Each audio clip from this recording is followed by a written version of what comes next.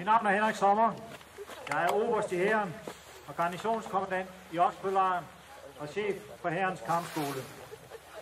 Jeg vil på Oksbøllejrens vegne byde velkommen til naboer og turister i sommerlandet, og naturligvis også til de øvrige gæster, der har fundet vej hertil i dag.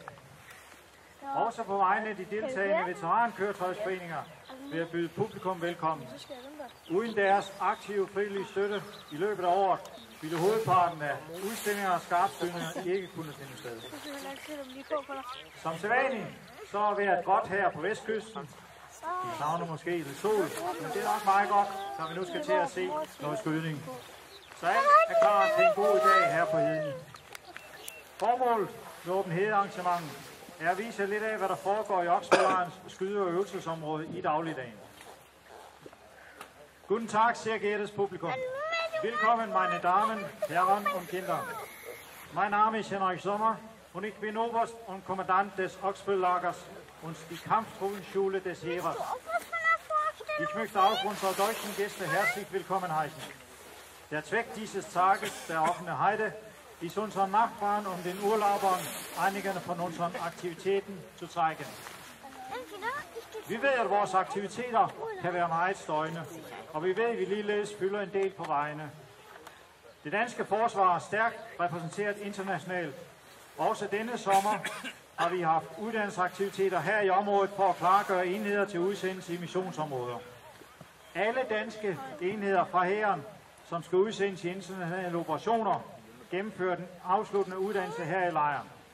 Og i sidste måned har vi haft styrker til afsluttende uddannelse til Afghanistan her i området. Wir wissen, dass wir oft viel Lärm machen und dass wir vielen Verkehr auf den Straßen verursachen. Die dänische Streitkräfte haben im Rahmen der Vereinten Nationen und NATO mehrere internationale Aufgaben zu lösen. Und alle Einheiten führen die letzten Ausbildungsaktivitäten hier im Oksbøll-Gebiet durch.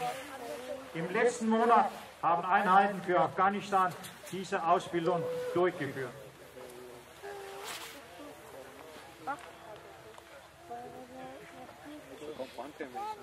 De efterfølgende demonstrationer er planlagt til at tage lidt over en time. Tidligere i dag har der været mulighed for at overvære udstilling, og der er mulighed for at komme tæt på våbensystemer og køretøjer. Vi går nu over til at vise disse køretøjer i aktion og skyde med skarpt med de fleste af køretøjerne. Vi vil vise både køretøjer, der anvendes af hæren i dag, og mange af de museumskøretøjer, som I har kunne se i løbet af formiddagen. Jeg vil herefter give ord til Seniorland Bo Kjærgaard fra Hærens Kampskole, som vil speake de efterfølgende demonstrationer. Af hensyn til egen sikkerhed beder publikum respektere de udlagte afspærringer i form af kulørte plastikbånd, og jeg vil opfordre jer til at tage noget i ørerne, når vi begynder at skyde med skarpen. Endnu en gang hjertelig velkommen og god fornøjelse. Die folgende Vorführung wird etwa eine Stunde dauern. Vor der Vorführung hatten Sie die Möglichkeit, die Fahrzeuge und Waffensysteme näher anzusehen. Wir gehen nur zur taktischen Verwendung und zum Scharfschießen mit diesen Fahrzeugen über. Ich erteile jetzt Stabfeldwebel Bo Kjærgaard von der dänischen Kampftruppenschule das Wort. Er wird die Demonstrationen kommentieren. Mit Rücksicht auf Ihre Sicherheit respektieren Sie bitte die Absperrung, das heißt die ausgelegten Plastikstreifen. Noch einmal herzlich willkommen und viel Vergnügung. Hjertelig velkommen og god fornøjelse.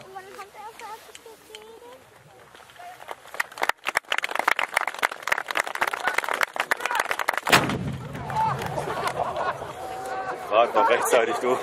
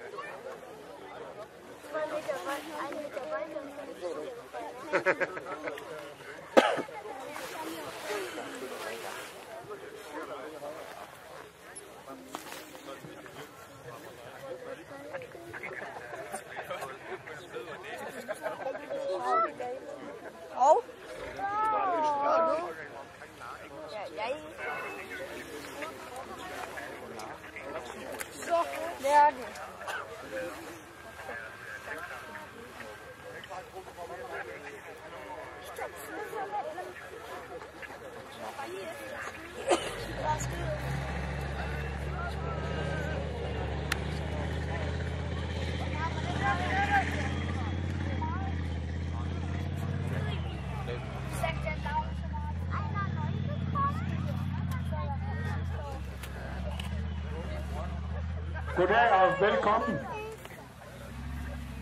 Vi vil så lige gennemgå programmet ganske kort.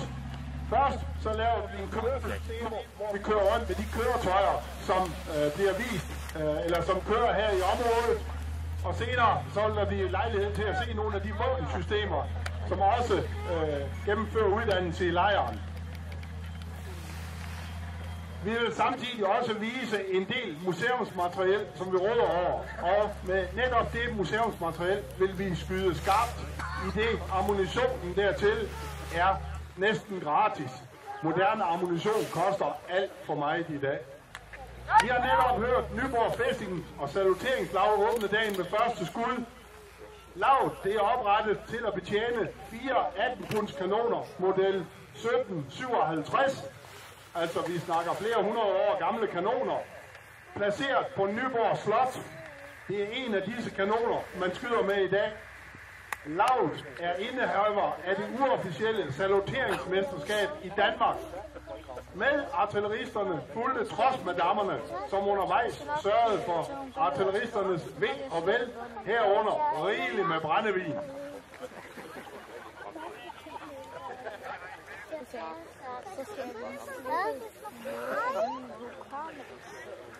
Jetzt geht es los mit einem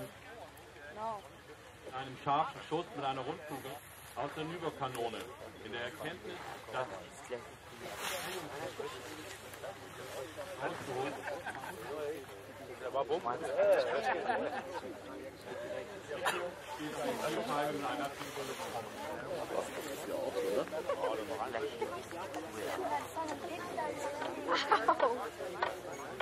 Vi går nu over til at vise køretøjer fra museer, som ikke deltager i den senere kamp.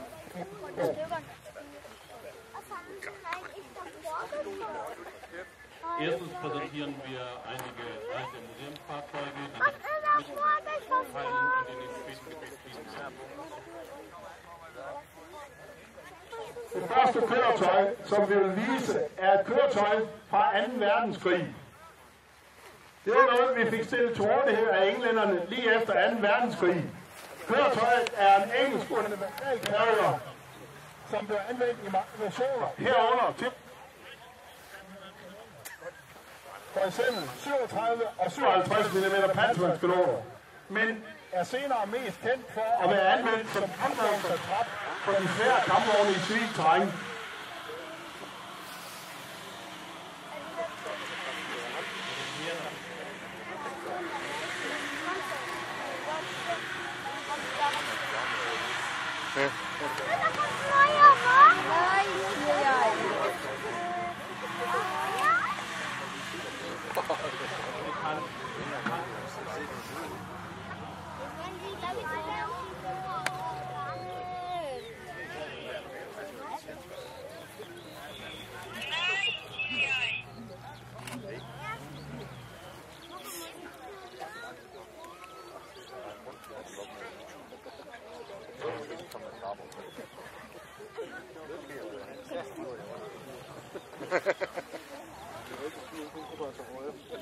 Så langt hjem.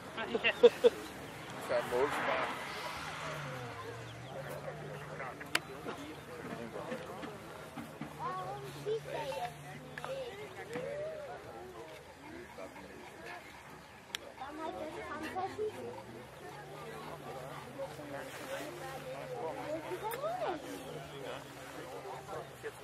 Den næste, vi vil vise, det er en Humber-panservogn, også fra 2. verdenskrig, som også blev stillet til rådighed fra de engelske krigslager nede i Tyskland. Kom til Danmark i 1947, og det var en af de køretøjer, hvor englænderne i øvrigt overskred den danske grænse. Køretøjet blev efterfølgende anvendt i Nordtyskland af den danske brigade udstationeret efter krigen, blandt andet i Itzehoe. Das nächste Fahrzeug englischen Kriegslagern in Deutschland. Das war eines der ersten Fahrzeuge, womit die Engländer nach der Kapitulation in den... Es wurde anschließend in der dänischen Brigade eingesetzt.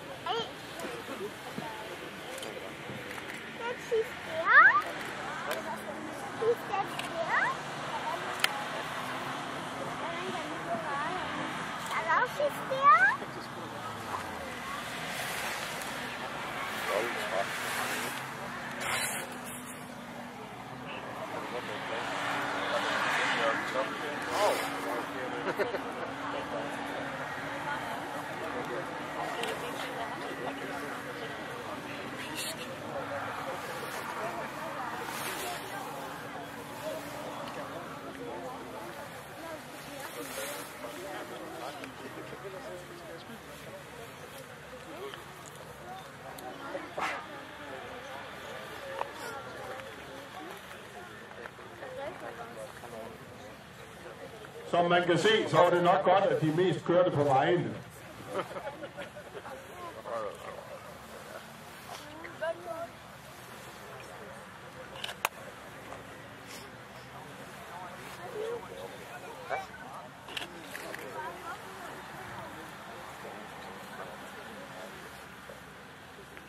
Vi har endnu et køretøj fra samme tidsalder, altså også et køretøj anvendt under 2. verdenskrig og tilgået den danske hær. Fra de samme lager, der modtog Danmark denne GMC panservogn, som nu med de 2 antenner kommer og kører en tur om lidt. Det blev anvendt i Danmark under kælenavn Mosegris. Blev anvendt i mange versioner, men nok mest kendt for opgaven som personeltransport.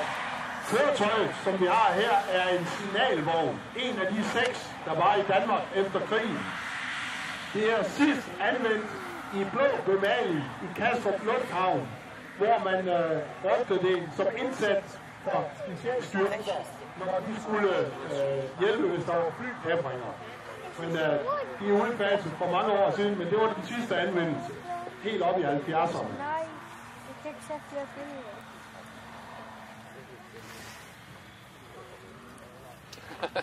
Als nächstes Fahrzeug haben wir den GMC Panzerwagen und aus den gleichen Lagern empfing Dänemark auch diesen GMC Panzerwagen mit dem dänischen Codenamen,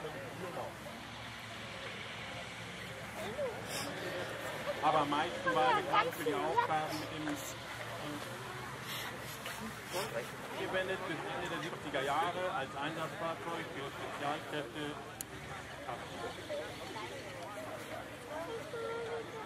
Der er mig, eller problemet halvtid. Jeg har flere med i tysk i hvert fald. Jeg har allerede fået hørt det. Det larmer. Ja, en ophængningstriangel er ved for mig.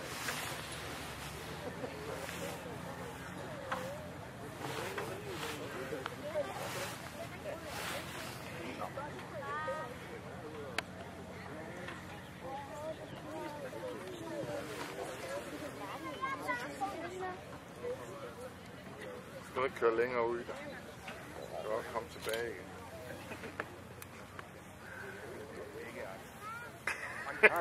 Vi har da et par krav på. Jo. Ellers er der noget nyt at skyde på noget.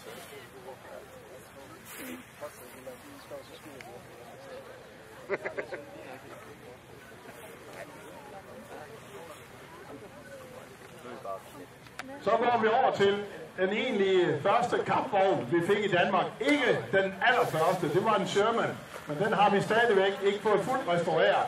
Men her kommer den næste, som hedder M10, som er en panserjager fra 2. verdenskrig. 65 år gammel, men still going strong.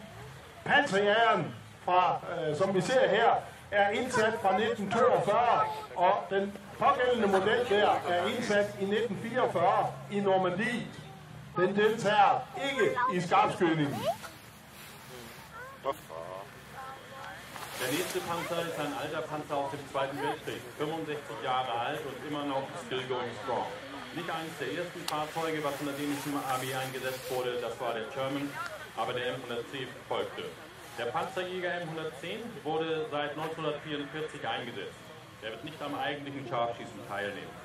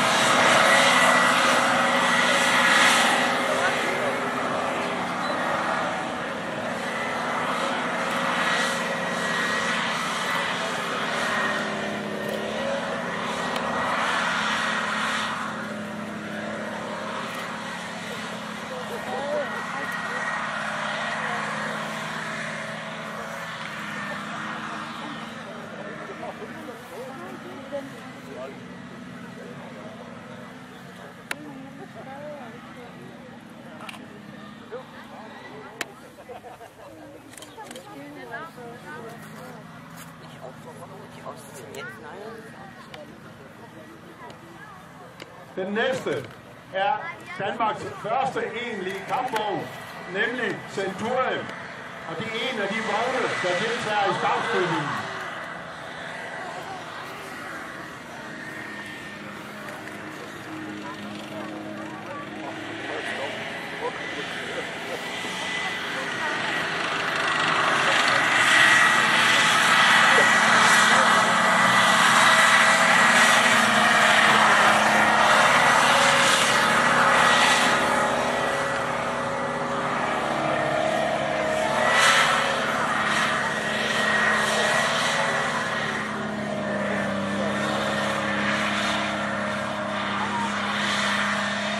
Centurion-kampvognen, som kommer om lidt, er også et levn fra 2. verdenskrig. Blev færdigbygget i 1945 som en ny engelsk standard kampvogn med henblik på at kunne knockout de tyske Tiger- og Panzer-kampvogne. Kampvognen vejer 51 tons, 630 hestekræfter. Den kampvogn, der kommer nu, har den oprindelige 84 mm kanon og maskingevær. Den kan køre ca. 35 km i timen, og den kører nogle runde ude foran.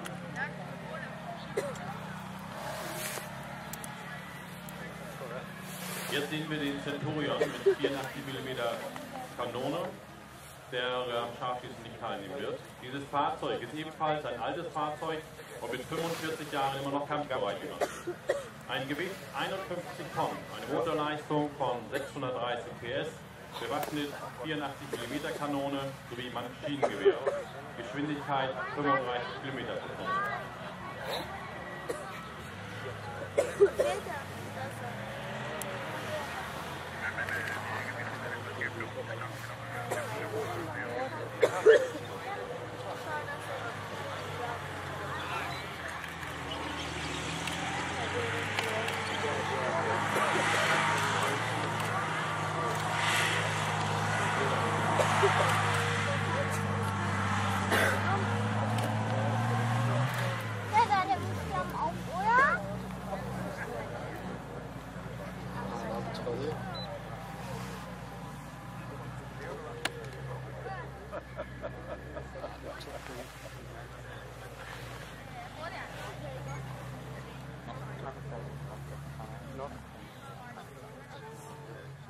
Und dann kommen die ganzen Geländewagen an, oder?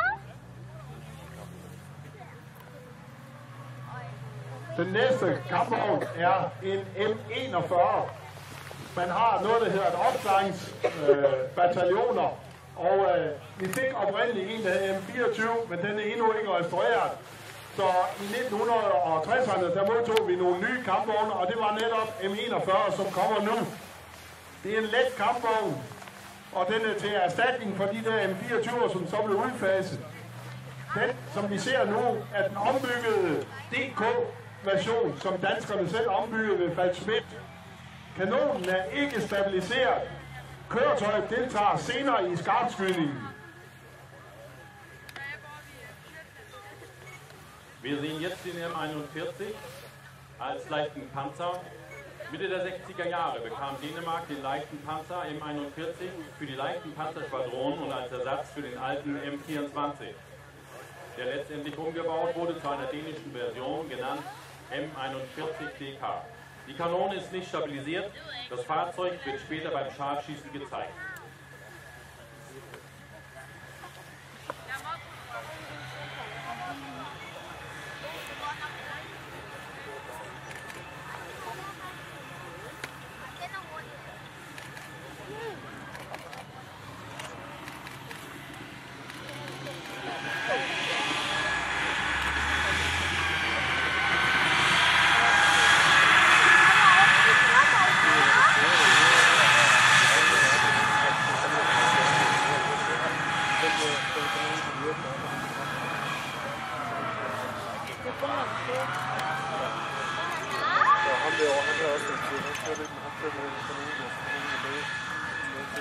Der er ingen af de vogne her, der er stabiliseret. Jeg gætter på, at vi ser ham, der har nummer 3 derovre. I uniform. Og der er stabiliseret, så kan nogen efter længere. Uanset hvordan vogn han gør. Så når han drejer, så tror jeg, Jeg kan erstmal alle Fahrzeuge anlassen.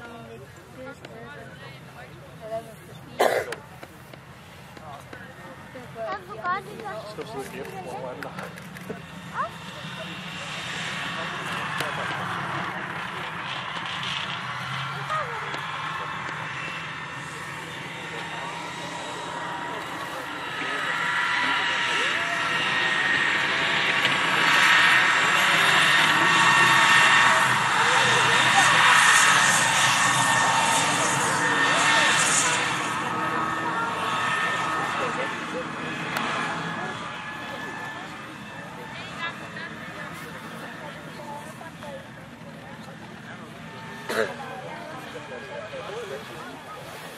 Det næste køretøj, som vi nu præsenterer, er en bjavningsvogn kaldet M578.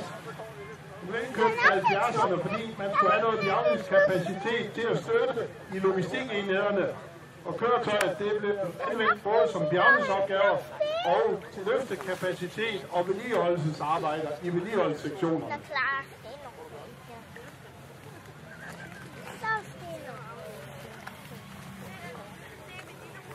Wir sehen jetzt den 578 Bergepanzer. Der M578 wurde in den 70er Jahren eingekauft als Unterstützungsfahrzeug für die logistischen Einheiten.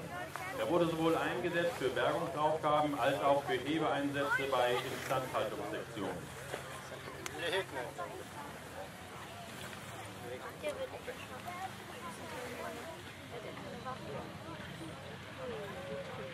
Aber du kannst auch annehmen, oder?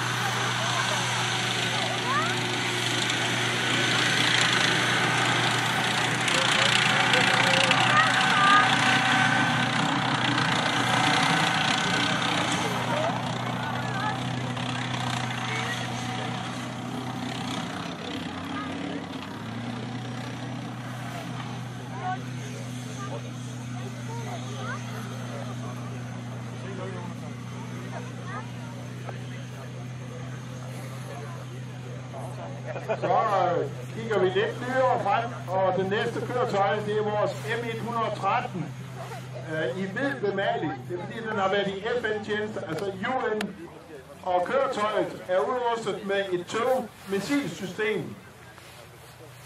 Det var M113 af en standard pansret mandskabsvogn, bygget i USA, cirka fra midten af 60'erne. Det er et af verdens mest producerede bæltekøretøjer, og det udvikles i øvrigt stadigvæk og løbende. Blandt andet inden for de sidste år har Danmark fået den seneste version. Versionen, som kommer nu, er udrustet med et raketsystem, 147 mm tog, og det hedder Tube Optical Wire. Det vil sige en raket, der er styret af en tråd, altså en wire, som sidder bag i den og styrer den med signaler hele vejen ud til målet. Systemet, panserværns raketsystem, blev anvendt under krisen i Jugoslavien i 90'erne. Jetzt kommen wir mehr zu den etwas neueren Fahrzeugen. Bei dem nächsten Fahrzeug handelt es sich um einen M113 in weiß Farbe als UN-Fahrzeug eingesetzt mit einer Tau-Abwehrrakete. Der M113 ist als Standardkettenfahrzeug ein gepanzertes Mannschaftstransportfahrzeug, der Mitte der 60er Jahre in den USA gebaut wurde. Er ist das am meisten produzierte Kettenfahrzeug der Welt und wird immer noch weiterentwickelt, wie Sie später sehen werden. Die gezeigte Version ist ein M113 mit Typical Optical Wire Panzerabwehrsystem, der unter anderem während der Krise im ehemaligen Jugoslawien eingesetzt wurde.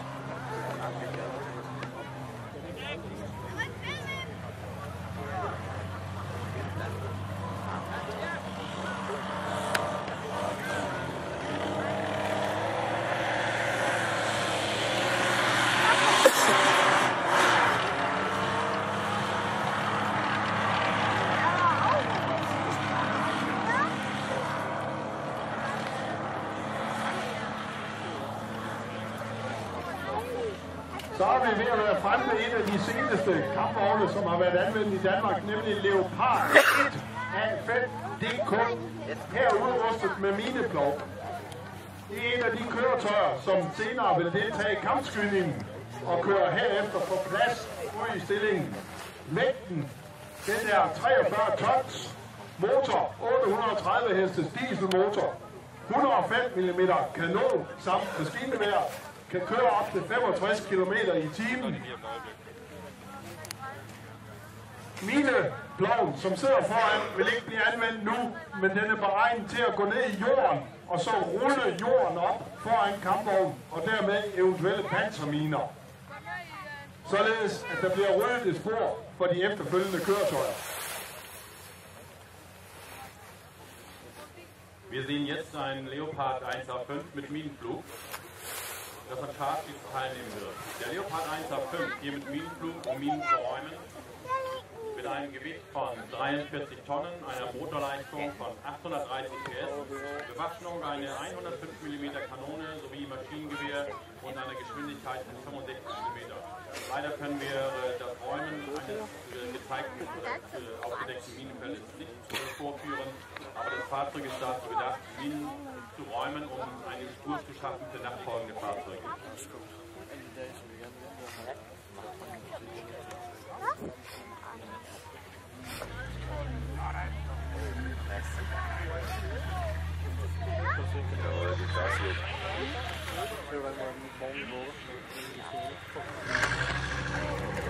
Ist das da vorne dran?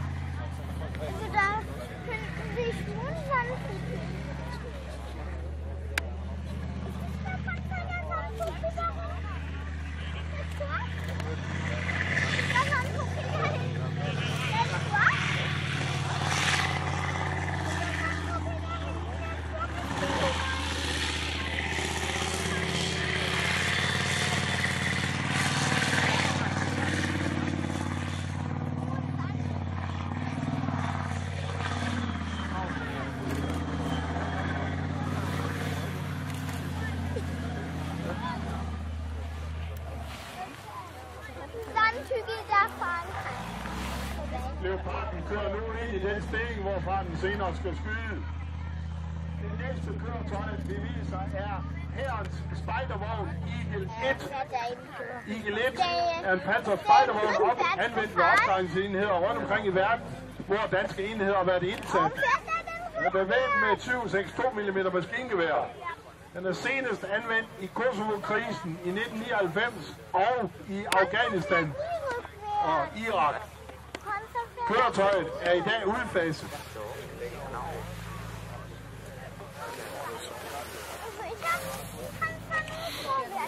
Wir sehen jetzt den Eagle 1. Der Eagle 1 ist ein gepanzertes Aufklärungsfahrzeug, Millimeter Panzerkanonen wird auch zum Transport von Personal gedacht.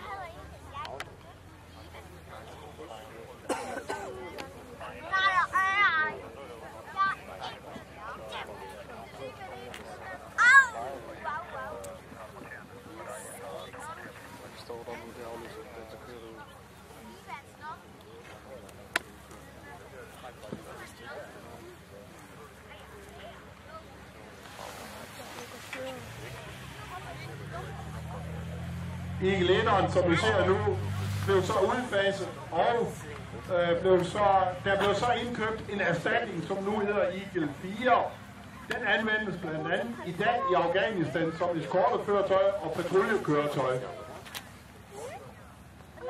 Das gerade gezeigte Fahrzeug wurde später ausgemustert und wurde ersetzt durch den Eagle 4. Wird momentan unter einem anderen eingesetzt in Afghanistan als Patrouille und Begleitfahrzeug.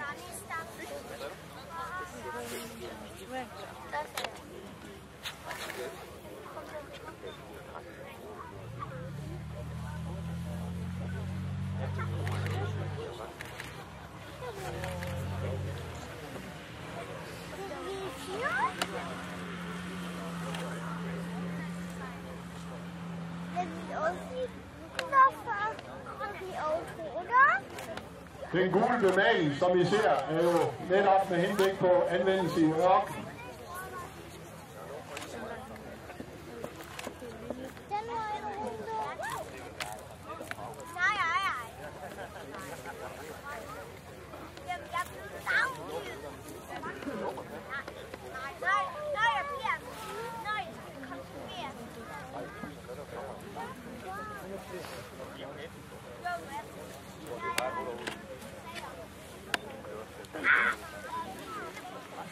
Så er der mange, der spørger, hvorfor har den det der klister på? Det er termisk beskyttelse. Det både holder køretøjet koldt indvendigt, men også forhindrer varmeudstråling, således køretøjet er mere eller mindre synligt for termisk udstyr. Det var ganz gut, hä? Ja. Så viser vi det næst sidste køretøj i kørselsdemoen, en moderne kampvogn Leopard 2 A5. Her i ISAF-versionen, det vil sige den version, som i øjeblikket er indsat i Afghanistan.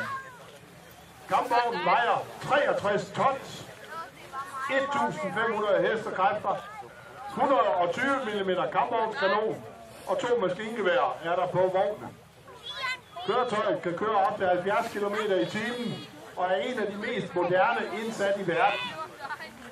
Det, som man ser, der sidder på siden af den af gitter, er beregnet på at indfange indkommende panserværnsraketter, således at de ikke slår an på panseret, men detonerer i passende afstand og ikke slår igennem. Wir sehen jetzt eines der modernsten Panzer. Es handelt sich um die neueste Version Leopard 2A5. Der wird momentan in Afghanistan eingesetzt und hat folgende Daten. Sein Gewicht beträgt 63 Tonnen mit einer Motorleistung von 1500 PS.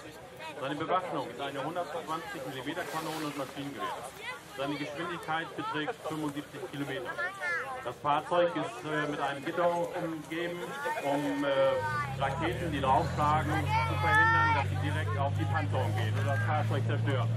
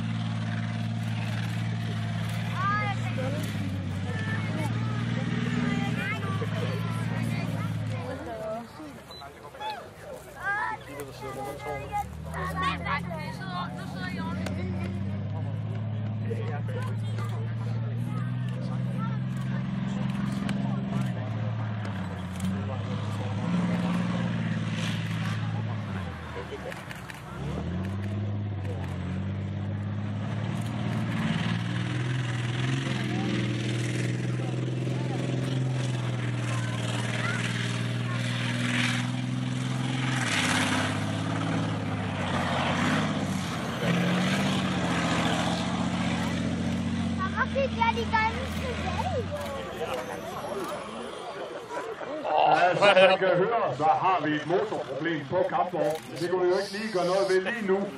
Og den vil heller ikke ose så meget. Den har nogle problemer. Men den skulle jo herud, så I kunne se den. Ja, du kan ikke trække den hjem.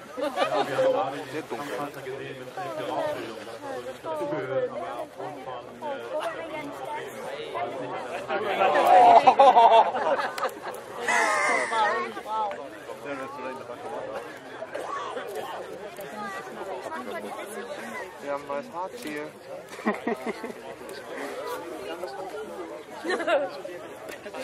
Kampvognen bliver lige holdende. Vi har lige et lille problem. Men nu vender vi tilbage til udgangssituationen, nemlig 2. verdenskrig. Og så synes vi lige, vi vil vise jer sådan et anderledes bæltekøretøj, også kaldet en tysk Kettenkrad, som blev anvendt her lige efter krigen, blandt andet i minerydningskommandoerne herude. Jetzt kommen wir zu den historischen Fahrzeugen. Hier handelt es sich um ein Kettenkrad, was von den Deutschen eingesetzt wurde und was später auch von den Dänen eingesetzt wurde, um Minen zu räumen.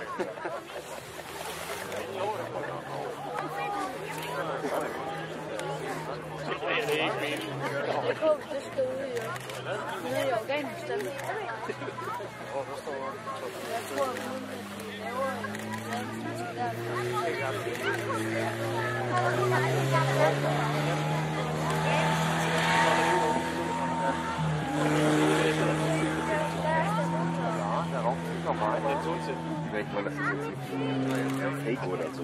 Nee, das ist eigentlich der Übung gehört.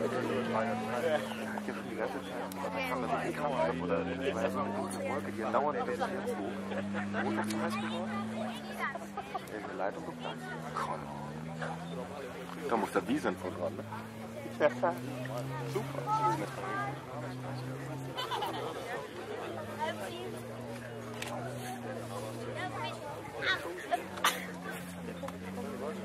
Das qualmt aber auch aus dem Turm.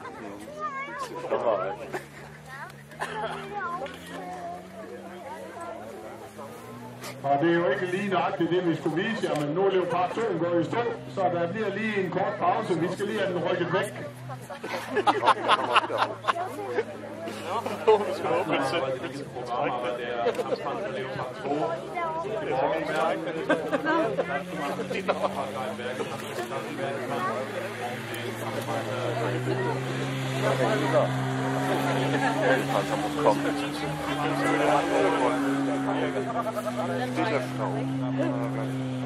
Ja, wenn er...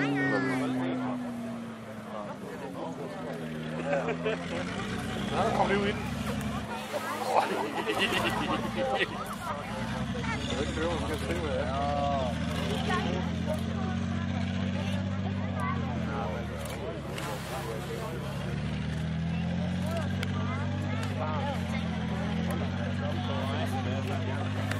Geht doch.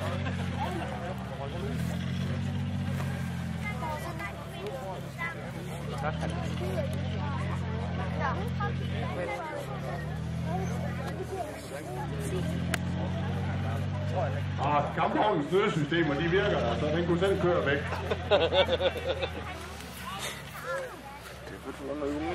Also man sieht, gutes Gerät kann doch funktionieren und das Fahrzeug verlässt das Gelände.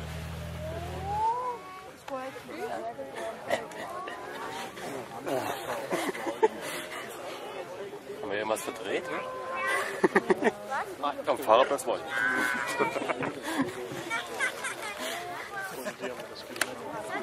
Ich habe auch nichts verstellt. Vi går så over til en egentlig kampdemonstration. Det vil sige, at vi præsenterer nogle våbensystemer og viser, hvordan det lyder, når de skyder.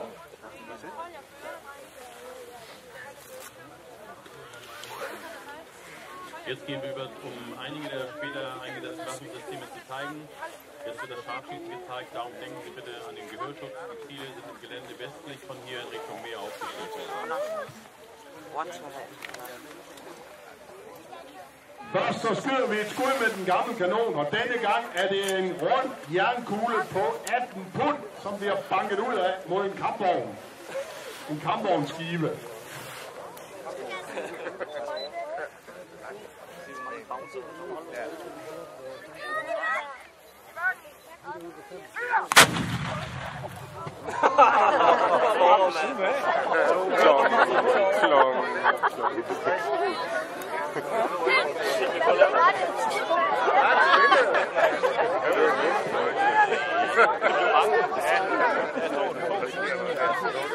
Det næste, vi vil vise jer, er en 81 mm morter. Morteren er placeret mod nord, ude bag de køretøjer, som holder derude. Der kan I se, der står en PMV, og så står der også en anden morter derude. Morteren er støttevåben for infanteri. Den her viser 81 mm morter har en rækkevidde på 4 km, og det er levn fra 2. verdenskrig, anvendt af de allierede. Den har indtil for cirka 10 år siden været anvendt i den danske hær. Morteren skyder nu et antal skud for at skyde sig ind på målet. Målet, det skyder på, hvis I kigger ud i klitterne, så kan I se en sort pind, der stikker op derude. Der står nogle skiver ved siden af den. Wir sehen jetzt einen 81 mm Mörder. Ein Mörder ist eine Unterstützungswaffe für die Infanterie. Der hier gezeigte 81 mm Mörder mit einer Reichweite von ca. 4 Kilometer ist ein Überbleibsel aus dem Zweiten Weltkrieg und wurde eingesetzt von den Alliierten. Bis vor ca. 10 Jahren wurde er im dänischen Heer eingesetzt. Der Mörser schießt jetzt eine Anzahl von Schüssen, um sich auf das Ziel einzuschießen. Panzer sind in der westlichen Richtung zu sehen und richten sich bitte auf dieses schwarze Schild, was wir zum Horizont in den Dünen sehen.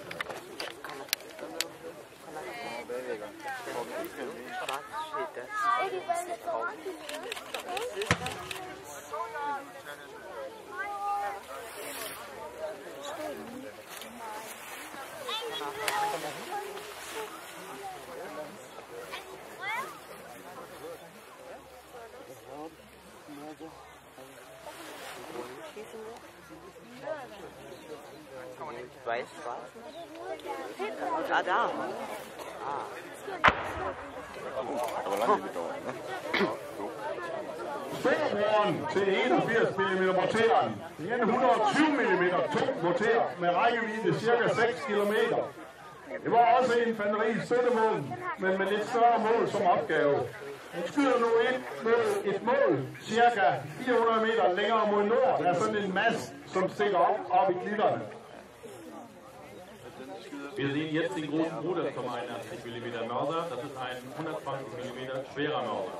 Seine Reichweite beträgt ca. 6 Kilometer. Dies aber ebenfalls Unterstützungswaffe der Infanterie, aber mit den etwas entfernteren Zielen als Aufgabe. Er schießt sich jetzt auf das gleiche Ziel an.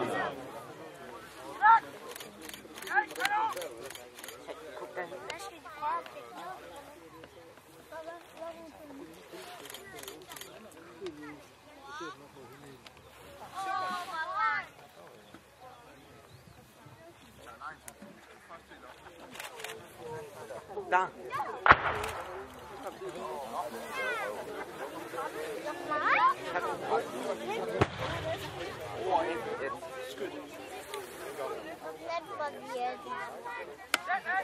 Og det var den tunge, der stod nu. Den anden, det var anden skud fra 81.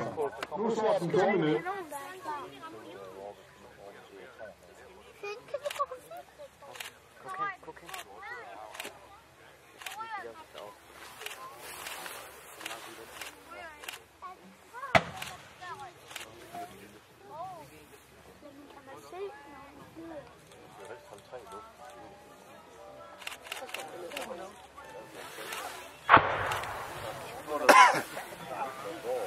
Achtung, jetzt geht hier.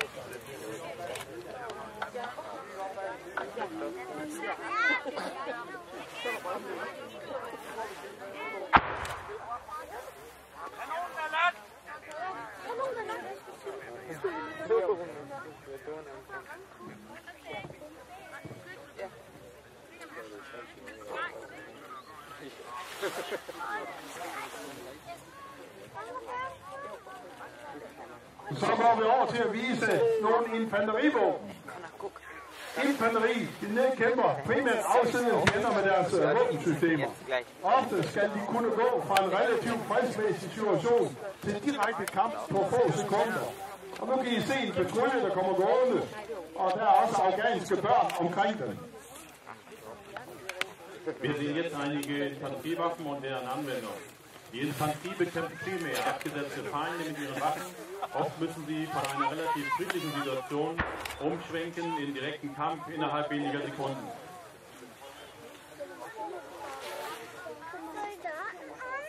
Om lidt så bliver patruljen beskudt, og så reagerer den.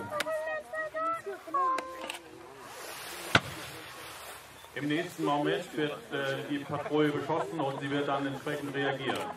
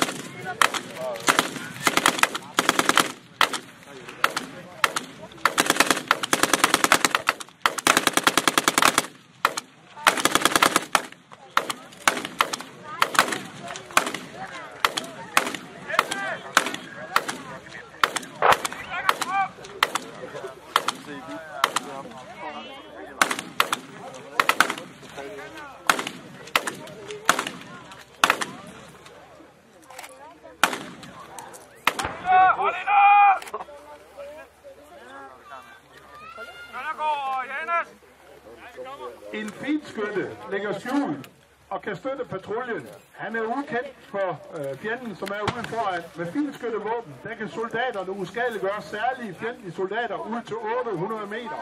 For eksempel en fører fra en fjendtlig enhed. Her illustreret med en skive omkring 500 meter ude.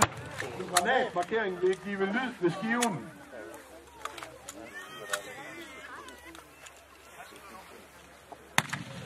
Ein Scharfschütze liegt versteckt und unterstützt die Patrouille. Mit der Scharfschützenwaffe können die Soldaten, besonders feindliche Soldaten, bis auf 800 Meter unschädlich machen.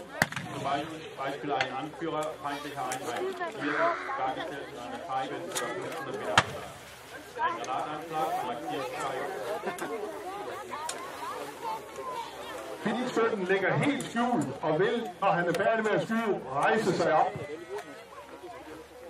Der Scharfschütze liegt ganz versteckt, wird sich nach dem Schießen erheben. Hier hinten, ne?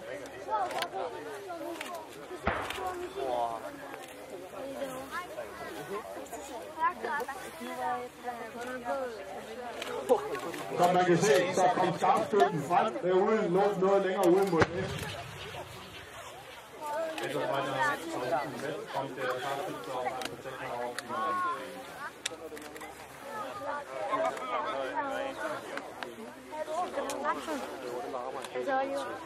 man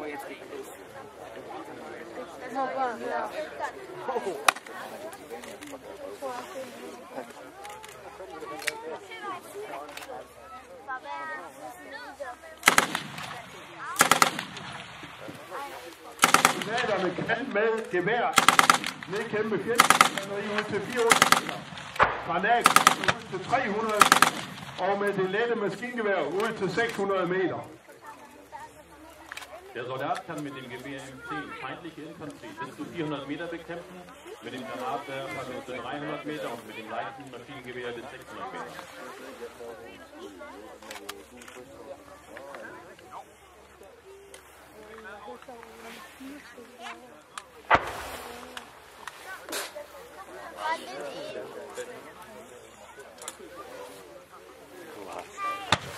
Ja.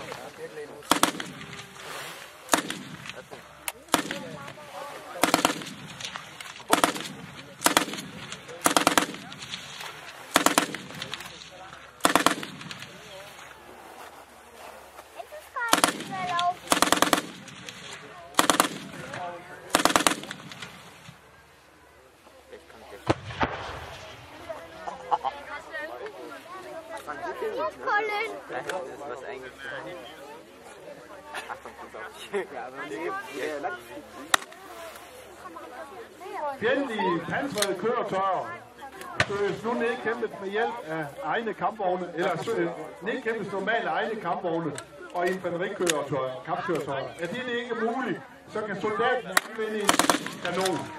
Det ses præsenteret lige om lidt. Feindliche gepanzerte Fahrzeuge werden von Hubweise mit eigenen Panzern und Infanteriefahrzeugen bekämpft. Ist das nicht möglich, dann kann der Soldat die Panzerfaust bis zu 500 Meter einsetzen. Da jetzt.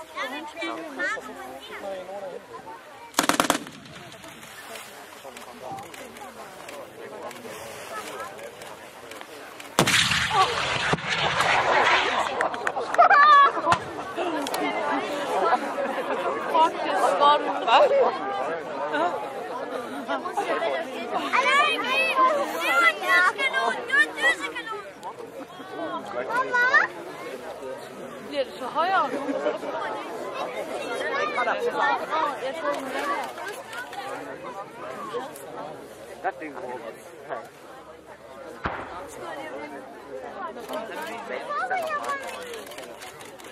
Der kommer endnu et skud.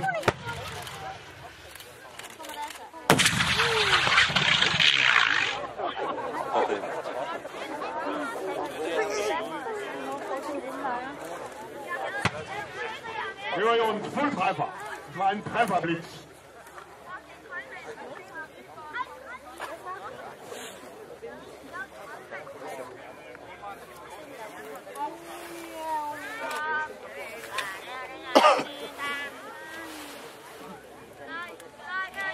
Infanteriet har andre våbensystemer også, blandt andet et tungt maskingevær, placeret på den første PMV, som I kan se herude. Og den vil om lidt skyde et par korte byer. Die Infanterie hat auch andere Speerwaffen zur Verfügung. Ein 12,7 mm Maschinengewehr, was auf den Kampfpanzer montiert ist und gleich demonstriert wird. Es wurde schon während des Ersten Weltkrieges entwickelt, aber war und ist immer noch im Einsatz in unzähligen Versionen als Waffe, von der Luftwaffe bis zu dieser Infanterieversion. Es ist immer noch im Einsatz, unter anderem auch in Afghanistan. Sind jetzt einige Feuerfilter dafür. Maskingeværet er helt udviklet helt tilbage i Første Verdenskrig, men anvendes stadigvæk blandt andet i Afghanistan.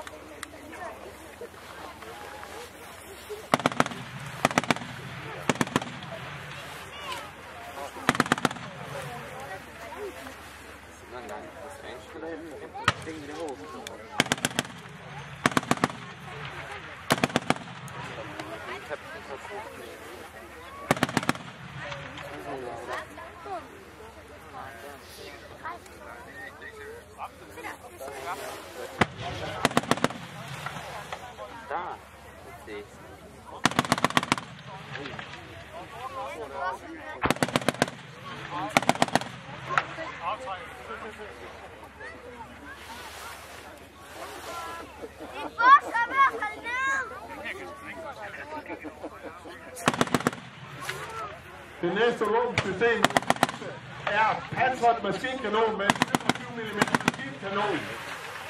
Den blev indkøbt for at støtte infanteriets forsvarskamp den anden mod helikopter. Vi havde 50 af dem påmonteret denne maskinkanon. Køretøjet indgik med 2 stykker i hver infanterikompagni og blev udfaset for ca. 15 år siden. Gelegenheit Panzermaschinenkanone M92 mit 25 mm. Zur Unterstützung der Verteidigung der Infanterie, unter anderem gegen Hubschrauber, kaufte das Heer 50 M113 mit aufmontierter 25 mm Maschinenkanone. Hier erhielt 2 Fahrzeuge, die 14 Jahre 2000 ausgemustert wurden. Einige Feuerstürme werden gezeigt. Ohne Schlitzer.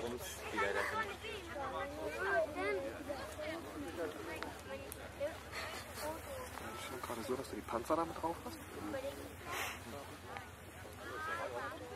Aber ich brauche, dass er nochmal reinschießt.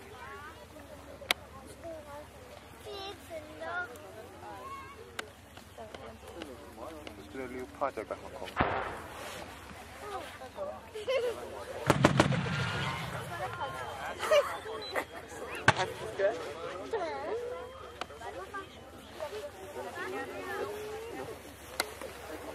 Så viser vi den første kampvognsskud, nemlig Leopard 1 af 5.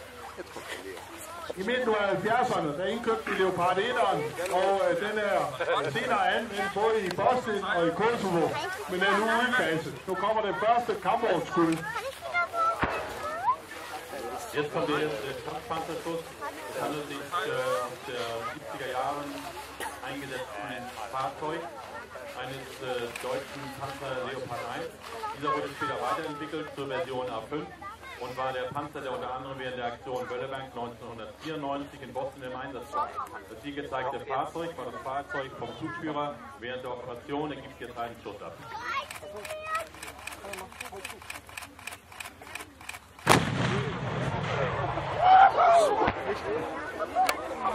Og som man kunne se, så var der et blink ude i bilerne, der står et gammelt udfaset kampvogn ude. Det er det, vi populært kalder et trefferblink, altså trefferblink. Es kommt jetzt noch ein zweiter Schuss. Wir haben gerade gesehen, den ersten Trefferblitz. Es handelt sich im Gelände um ein aussortiertes Fahrzeug, was hier beschossen wird. Der kommer lige et skud mere.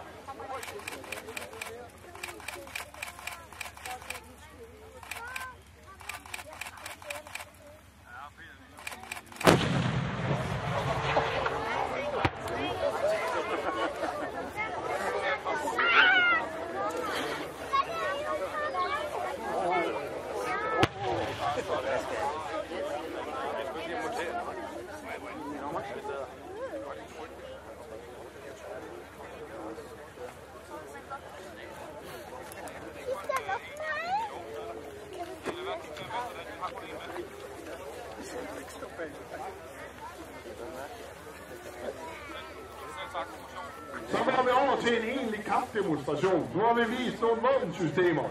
Så nu er scenen sat til det sidste moment. Nedkæmpen af en fjendtlig kampvognsstyrke, som er på vej ind mod os uden fra klitrækken.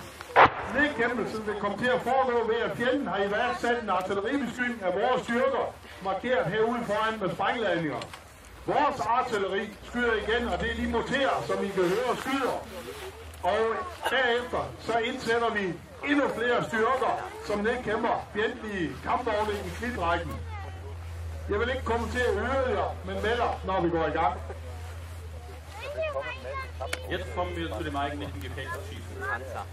Die letzte Phase, Niederkämpfen eines feindlichen Panzerverbandes, der vor der Dünenreihe aufkommt. Das Niederkämpfen wird stattfinden, nachdem der Feind Artilleriebeschuss auf unsere Streitkräfte ausführte, gekennzeichnet vorne durch Sprengungen. Unsere Artillerie schießt zurück, auf die feindlichen Stellungen bei den weißen Scheiben und wenn der Feind durchbricht von der Dünenreihe, gilt feuerfrei für alle teilnehmenden Panzer. Das wird sowohl zu sehen als auch zu hören sein. Ich werde nicht weiter kommentieren, aber informieren, sobald wir beginnen.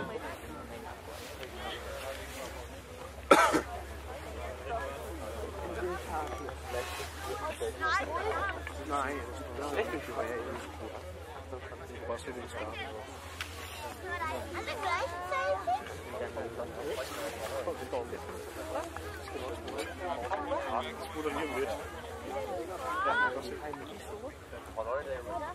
Så går vi i gang med den egentlige kampdemonstration, og fjenden viser sig nu i klitterne. Det betyder, at nu skal vi til at iværksætte et eller andet. Jetzt beginnen wir mit dem eigentlichen Gefechtsschießen und in den Dünen werden einige Schilder aufklappen, um zu zeigen, wo der Feind steht.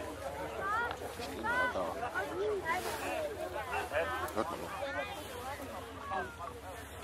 Kommt von da.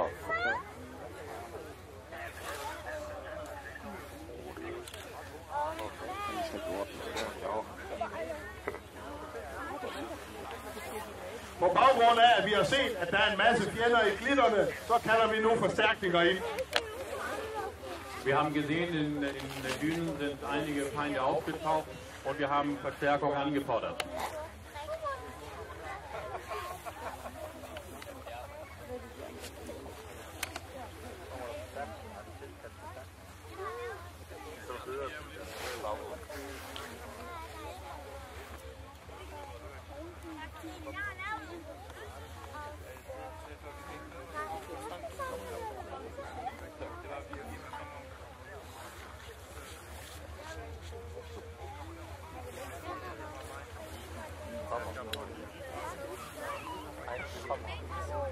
Bare hold øje der.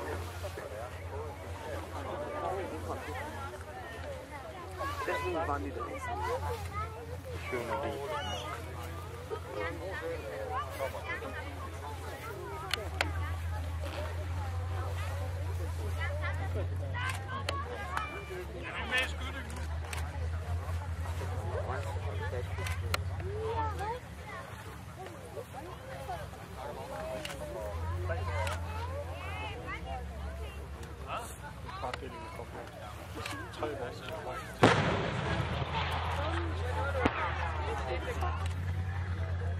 Så her kører styr stabiliseret.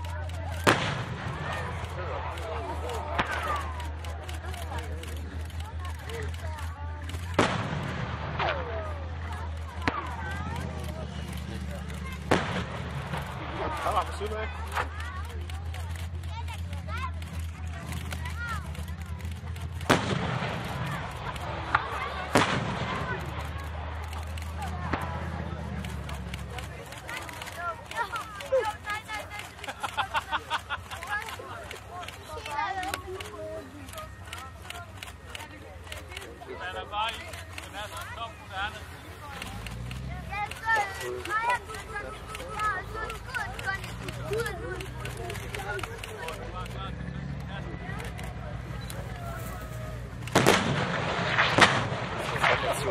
Kette.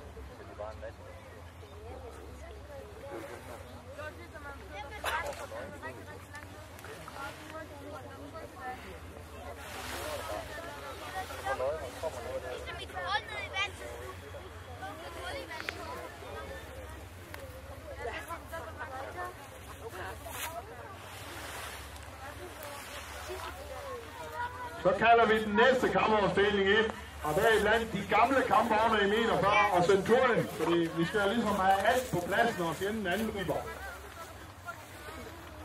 Jetzt bekommt das moderne Unterstützung von den Alten. Jetzt kommt der M41 und der Centurion, um mit der Kopfkopf drauf. Ja.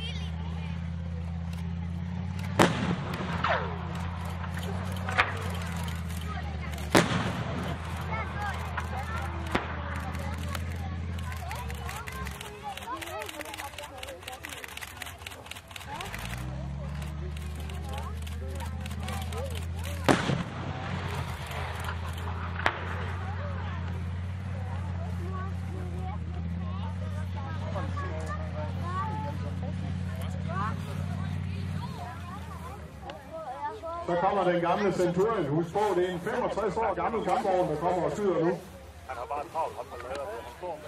Und jetzt kommt der alte Centurion auch noch dazu, ein 65 Jahre altes Fahrzeug.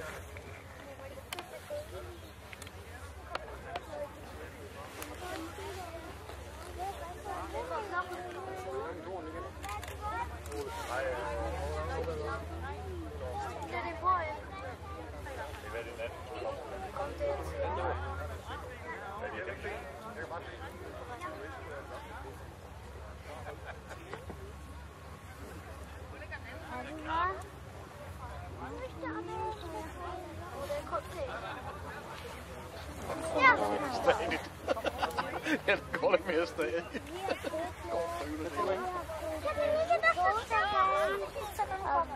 Hvad laver de? De er i gang med at skyde. De leger.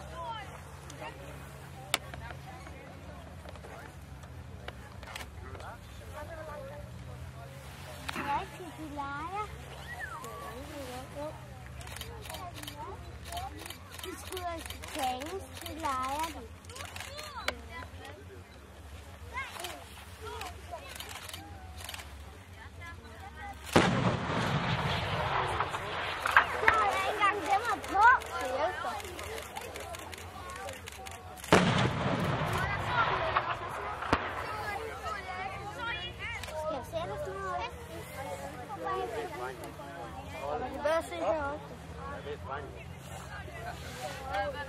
Ja, det gjorde det.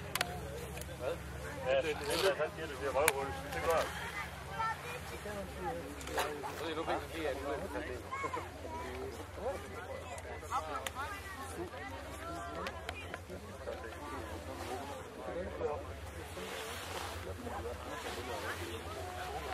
Og så om et øjeblik, så kommer den sidste, den lette kampvogn M41, også en gammel svend fra 50'erne, som også skyder. Jetzt kommt der leichte Kampfpanzer M41, der aus den 60er Jahren stammt und wird auch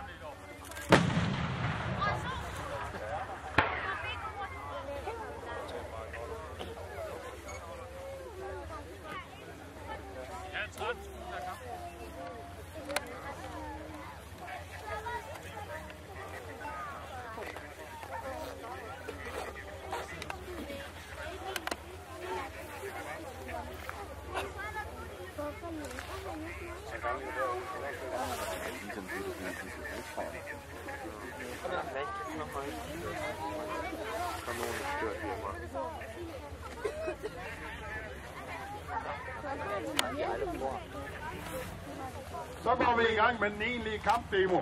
Fjenden vil nu om et øjeblik angribe fra vest.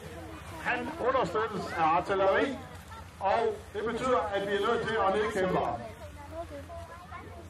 Jetzt geht's richtig los. Es erfolgt der Angriff des Feindes und es muss mit Artillerie und Kampfpanzern der Feind niedergekämpft werden.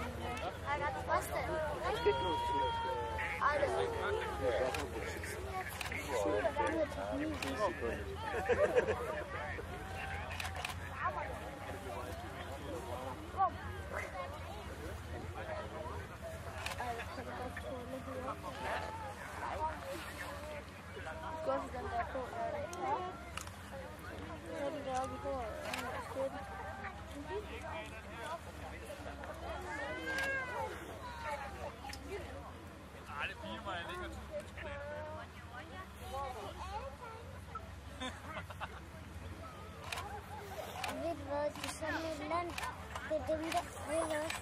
Det er sådan, bare de har sådan noget tøj på. Gør det? Ja?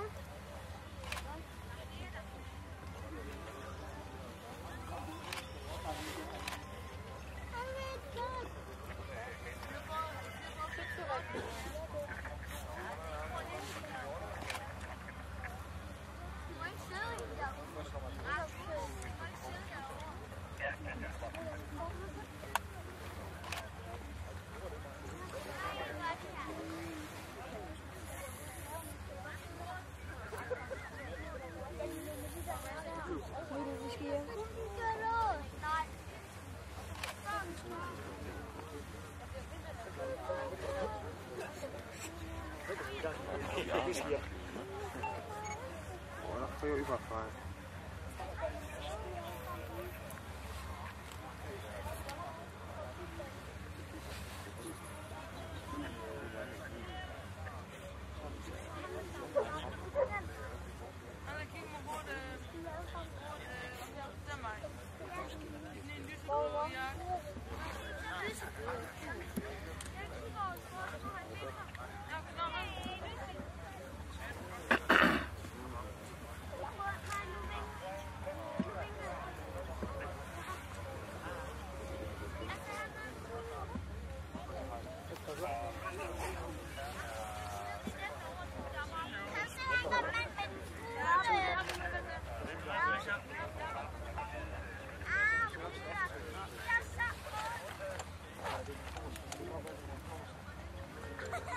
Vi skal lige have den sidste sikkerhed på plads, så går vi i gang. Wir warten auf den letzten Sicherheit, dann geht es los.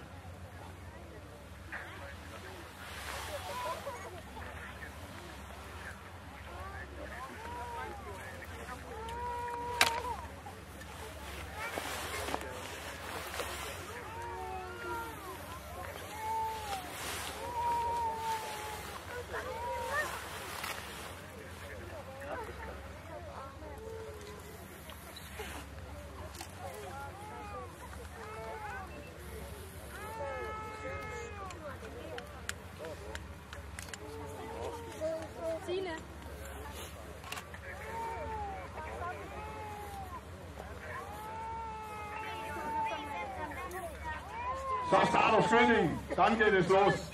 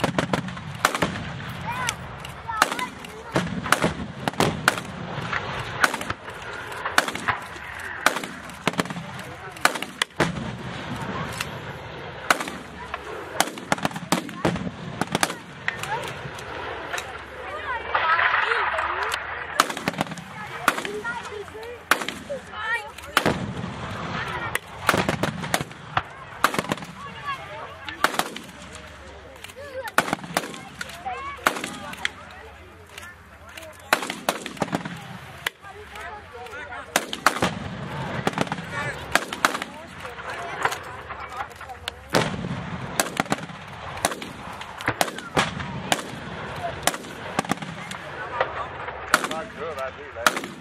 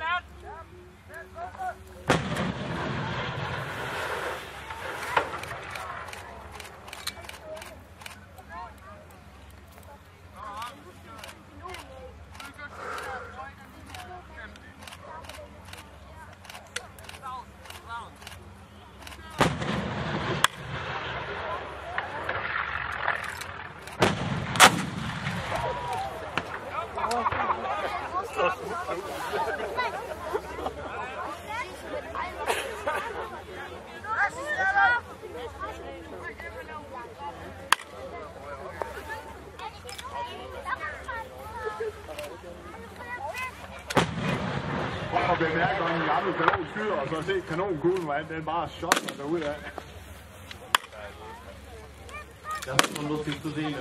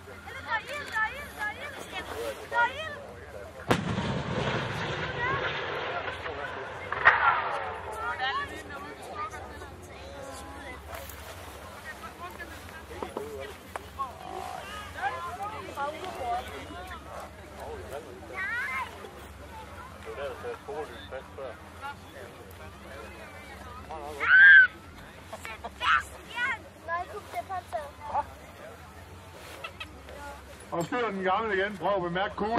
Og den sidste er aldrig kanoner videre.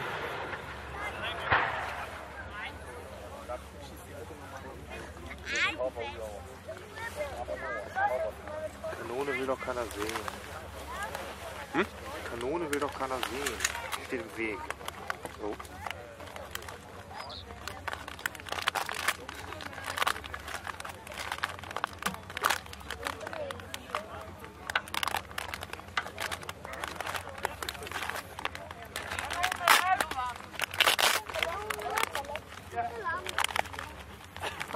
Og dann i finale, så kommer finalen.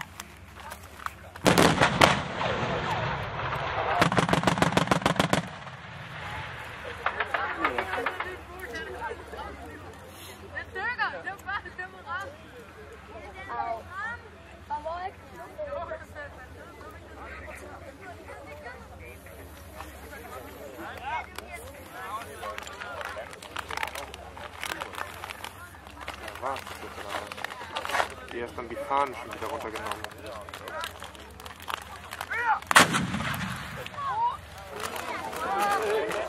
Ja, das machen wir jetzt, wa?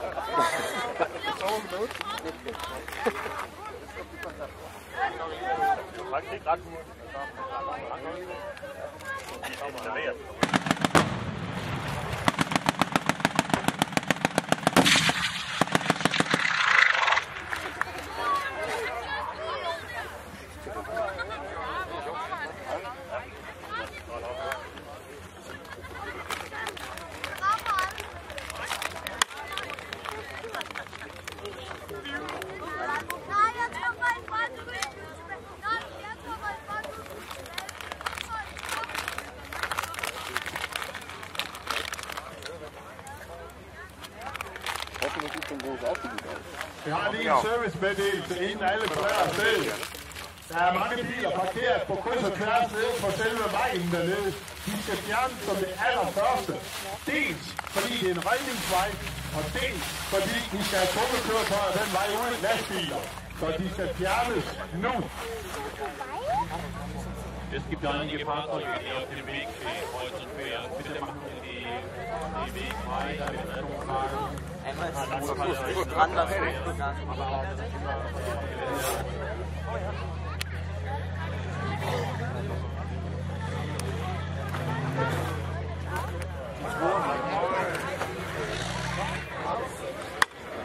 Mach mal ein Foto von dem Stumpf. Alles eigentlich war da der eine.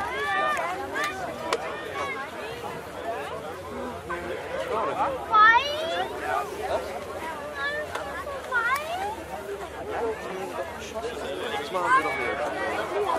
Das Gefühl, das ist Dauerfall. Dann haben sie sogar gefasst. Das kann ich dir jetzt wirklich nicht mehr sagen. Was ist denn das? Dachtest du, dass du noch?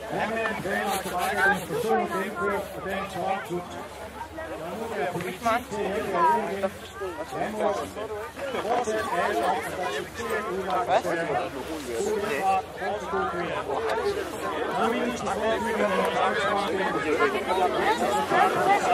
Allgemein.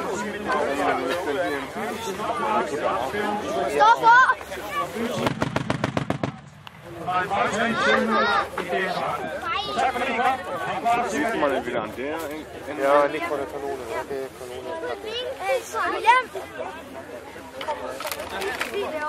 Oh, ich kann nicht mehr stehen. Og lige en sidste detalje, der er ikke, der skal herud og kigge og samle hylster eller noget som helst op. Vi kan godt spare jer.